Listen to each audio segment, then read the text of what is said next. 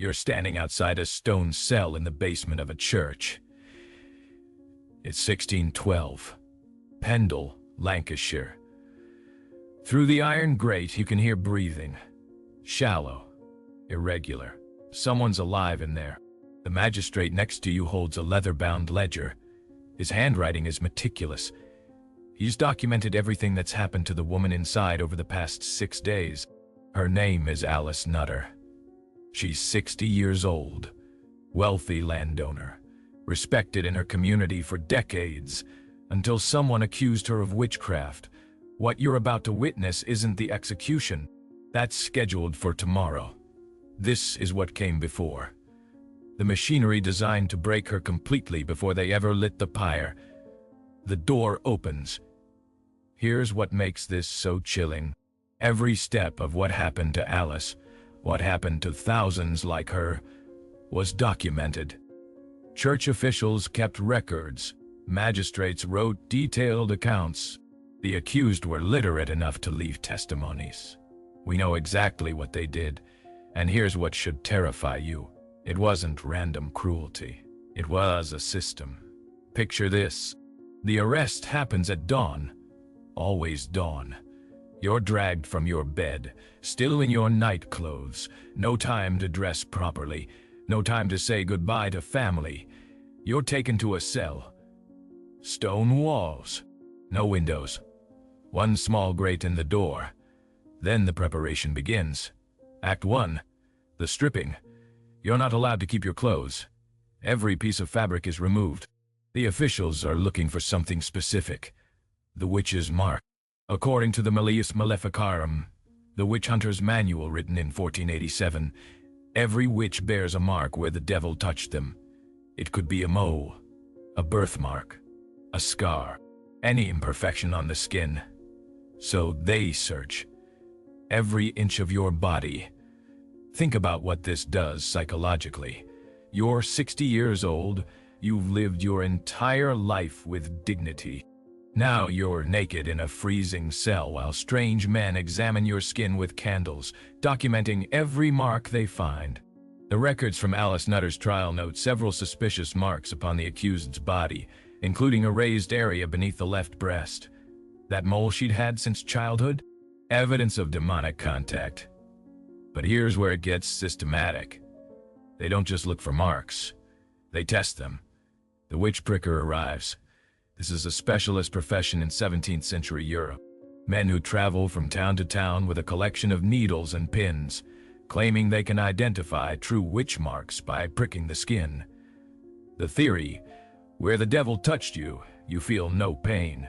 The flesh is dead, corrupted, so they prick. Everywhere. Dozens of times.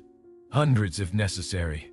You're standing there naked, while a stranger jabs needles into your skin, your breasts, your genitals, your face, anywhere a mark appears. If you flinch, that mark is natural. If you don't react, maybe because you're in shock, maybe because that patch of skin is genuinely less sensitive, that's proof. The witch mark has been found. Church records from Scotland document a woman named Margaret Barclay, who was pricked 47 times before officials found a spot on her shoulder where she showed no discomfort, confirming her compact with Satan. She was 52 years old. The year was 1618. 3 days after the pricking, she confessed to causing a shipwreck that killed 47 sailors. There was no shipwreck, but she confessed anyway. Here's what we need to understand. This isn't the torture yet. This is still the preparation phase. The psychological groundwork. You've been arrested at dawn, stripped naked, examined like livestock, stabbed repeatedly with needles, and you haven't even been formally accused of a specific crime yet. That comes next. Act 2. The watching. You're not allowed to sleep. This technique appears in trial records across Europe. England, Scotland, Germany, France, different countries, same method. They called it watching or waking the witch. Officials believe that if you prevented a witch from sleeping, Her demonic familiars, the demons that supposedly served her, would appear to check on her. So you're kept awake. For days. 2 guards in the cell at all times, rotating shifts. If your eyes close, they shake you, shout at you, throw water on you. The Lancaster witch trials of 1612, the same trials that condemned Alice Nutter, include testimony from guards who watched suspected witches for up to 72 hours continuously. Think about what 3 days without sleep does to a human mind. You start to hallucinate. Shadows move in the corners. You hear voices that aren't there. Time loses meaning. And the interrogators know this. They're counting on it, because after 48 hours of forced wakefulness, when they ask you questions, your answers become confused, contradictory, bizarre, and every confused answer is written down as evidence.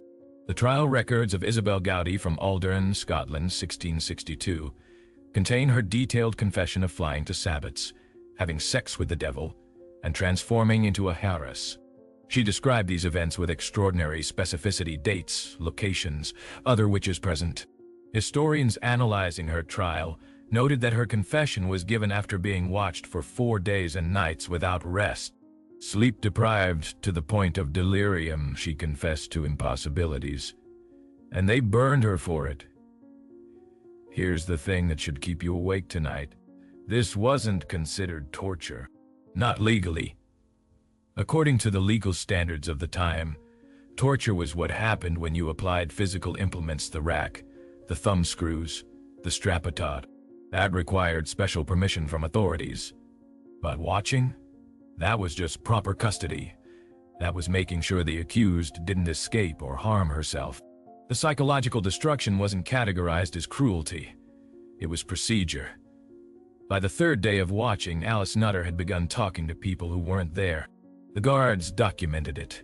The accused spoke at length to invisible presences, confirming the attendance of her familiars.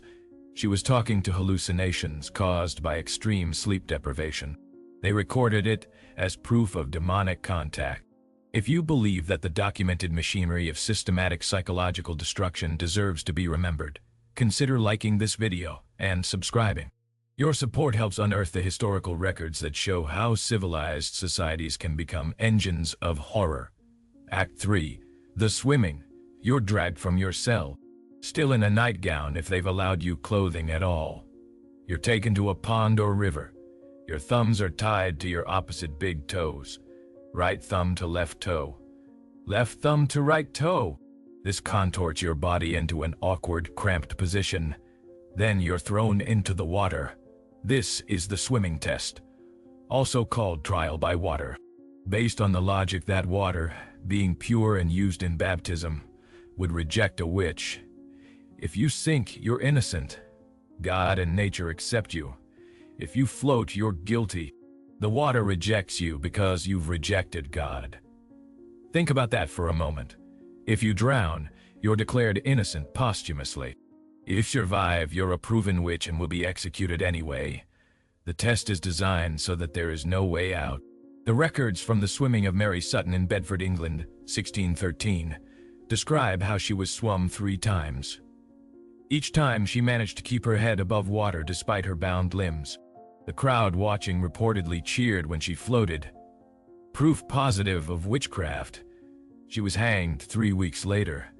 But here's what the records don't usually mention: the physical state of the accused by the time they're swum. You've been imprisoned for days, stripped and pricked, kept awake until you're hallucinating, probably not fed adequately, definitely not given water. By the time they throw you in that pond, you're so physically and mentally destroyed that you can barely coordinate your limbs. If you float, it's often because you're so weak and disoriented that you can't swim properly. You thrash, you panic. Your body's natural buoyancy keeps you at the surface while you struggle whilst.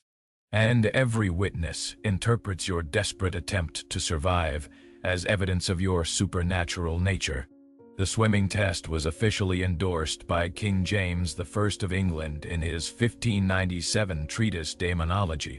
He wrote extensively about the proper procedures for identifying witches, including detailed instructions for the swimming test.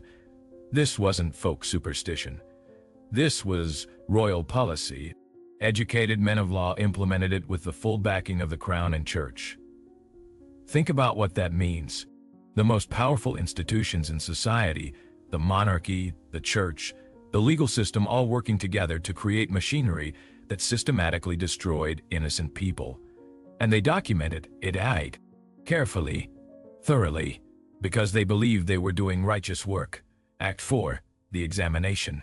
You're back in the cell. You've been pricked, watched, swum. Now comes the questioning. The interrogators have a list. Specific questions derived from the Malleus Maleficarum and subsequent witch-hunting manuals. Did you sign the devil's book? How many times did you have carnal relations with demons? Which of your neighbors did you curse? What animals serve as your familiars? When did you fly to the Sabbath? How many children have you killed through your maleficia? These aren't open-ended questions. They're designed with the assumption of guilt.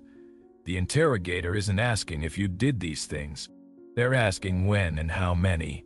The psychological pressure is extraordinary. You're exhausted, starving, dehydrated, confused. You've been tortured in ways that weren't legally called torture. And these men in their official robes with their leather-bound books are asking you questions as if your guilt is already established. They're just filling in details, so you start to answer. Because human beings, when subjected to enough pressure, will say anything to make it stop. The trial transcript of Margaret Flower from Leicestershire, England, 1619, includes her confession that she created puppets from human hair and used them to curse the children of her former employer, the Earl of Rutland. She described the process in extraordinary detail. The ritual phrases, the timing of the curse, the appearance of her demon familiar, a cat named Rudderkin. Historians analyzing the confession note that the specific details she provided perfectly matched descriptions from the Malleus Maleficarum, a book she almost certainly couldn't read but which her interrogators definitely could. She wasn't confessing her own experiences. She was repeating back the version of witchcraft that her questioners expected to hear. And here's what makes this even more devastating. Sometimes the accused would be told that others had already confessed and named them. Your neighbor has already admitted to attending the Sabbat with you. She described what you wore, what you said. If you confess now, the court will show mercy. This was often a lie, but you don't know that. You're alone in a cell, half mad from sleep deprivation, and you're being told that there are witnesses to crimes you didn't commit. So you confess to make it stop, to gain some control in a situation where you have none. The records from the Würzburg witch trials in Germany 1626 to 1631 document the cascade effect of these forced confessions. One woman would name 5 others under torture. Those 5, when tortured, would each name 5 more. In 5 years, the Prince Bishop of Würzburg oversaw the execution of approximately 900 people for witchcraft, including children as young as 7. It wasn't a witch hunt finding actual witches. It was a machine that manufactured witches through systematic psychological destruction. Act 5. The pre-execution rituals. You've confessed. The trial is over. You're sentenced to death. But even now, in your final days, the machinery doesn't stop. You're visited by clergy, priests or ministers, depending on whether you're in Catholic or Protestant territory. Their mission: save your soul through repentance. This sounds merciful. It isn't. They want you to confess again, to thank the court for bringing you to justice, to warn others against the devil's temptations. If you refuse to make this public confession, you're threatened with intensified execution methods, burning green wood instead of dry, so you suffocate slowly in smoke before the flames reach you. Strangling denied, so you're burned alive instead of being killed first. The trial records of Joan Flower, Margaret Flower's mother from the same Leicestershire case, note that she refused to confess before the court and subsequently died before execution could be carried out. The official cause of death: choked on bread and butter while being transported to trial. Unofficial interpretation from historians: probable poisoning or forced suffocation during a final interrogation attempt. She was 60 years old, a poor woman who'd worked as a cleaner at a noble estate. The year was 1619, and the machinery killed her before she could even reach the pyre. Here's what historians have pieced together about Alice Nutter, the woman we started with. She was unusual among the accused: wealthy, educated, respected. Most witch trial victims were poor, elderly women, widows, beggars, social outsiders. Alice owned land. She could read and write. She had standing in the community. So why was she accused? The trial records hint at a land dispute. A neighbor who claimed Alice's property should have been his. That neighbor's testimony formed the basis of the witchcraft charges. She maintained her innocence throughout the 6-day preparation. Through the stripping and pricking, through the watching, through the swimming test where she nearly drowned. She never confessed. On August 20th, 1612, she was hanged at Gallows Hill near Lancaster. She died alongside 9 others from the same trial. Her property was seized by the Crown. The neighbor who accused her acquired her land through a legal proceeding 6 months later. The machinery had accomplished its purpose. The witchcraft charge was the mechanism. The land transfer was the goal. Think about what this reveals. The witch trial apparatus, this elaborate system of stripping, pricking, watching, swimming, interrogating, could be weaponized for profit. If you wanted someone's property, you accused them of witchcraft. The machinery took care of the rest. Now we have to confront the scale. Between 1417 and 82, historians estimate that 40,000 to 60,000 people were executed for witchcraft in Europe. Some scholars put the number higher, as many executions went unrecorded. That's not 40,000 people who were simply killed. That's 40,000 people who were subjected to everything we've just described before they died. Days or weeks of psychological and physical destruction. The stripping, the pricking, the watching, the swimming, the interrogation, the forced confession. Multiply Alice Nutter's experience by 40,000. That's the true scope of the horror. And here's what should truly disturb you. This machinery persisted for nearly 400 years. It survived the Renaissance. It survived the Protestant Reformation. It survived the beginning of the Enlightenment. The last legal execution for witchcraft in Europe was Anna Goldie in Switzerland, 1782. The same year America was establishing itself as a new nation founded on Enlightenment principles. Anna was accused by her employer, a physician, after his daughter became ill. She was tortured until she confessed to poisoning the child through demonic means. The child recovered fully 2 weeks after Anna's execution. Modern analysis suggests the girl had eaten poisonous plants, a common occurrence in 18th century households. Anna, who worked as a maid, was the convenient scapegoat. She was beheaded with a sword. The trial judge noted in his records that he'd shown mercy by allowing the sword instead of burning.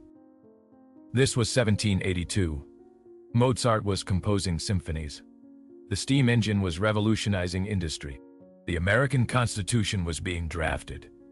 And Europe was still running women through the witch trial machinery. Here's what we have to understand about this system. It wasn't ignorance. It was policy. The people implementing these procedures were educated. They were literate. They kept meticulous records. They followed legal protocols. The magistrate standing outside Alice Nutter's cell with his leather-bound ledger wasn't a superstitious peasant. He was an officer of the court trained in law, executing approved procedures. The witch prickers who traveled from town to town weren't random sadists.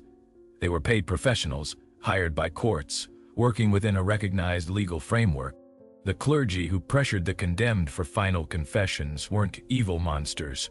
They genuinely believed they were saving souls, following theological doctrine that had been endorsed by the highest religious authorities. This wasn't a breakdown of civilization. This was civilization functioning as designed. The machinery of systematic psychological destruction wasn't an accident or an aberration. It was the system working exactly as intended. That's what makes it so terrifying, and that's why we have to remember it. Because the capacity for human societies to create elaborate, bureaucratic, legally sanctioned systems of torture doesn't disappear just because we've moved past the specific belief in witchcraft. The machinery remains. Only the justifications change. The trial records of the Lancaster witches are preserved in the British Library. Alice Nutter's name appears in meticulous handwriting on yellowed parchment. The charges, the procedures, the verdict. She existed. This happened to her. And it happened to tens of thousands more whose names we'll never know, because their trials weren't important enough to preserve, or because they were too poor to warrant careful documentation, or because they were killed in places where records have since been destroyed. But we know the machinery. We know what was done. The officials documented it themselves, proud of their thoroughness. If this exposed something about historical horror you've never heard before, hit that subscribe button and turn on notifications. We're going to keep uncovering the systematic machinery of destruction that civilized societies have created throughout history. Drop a comment with your thoughts, and I'll see you in the next investigation into what they tried to forget.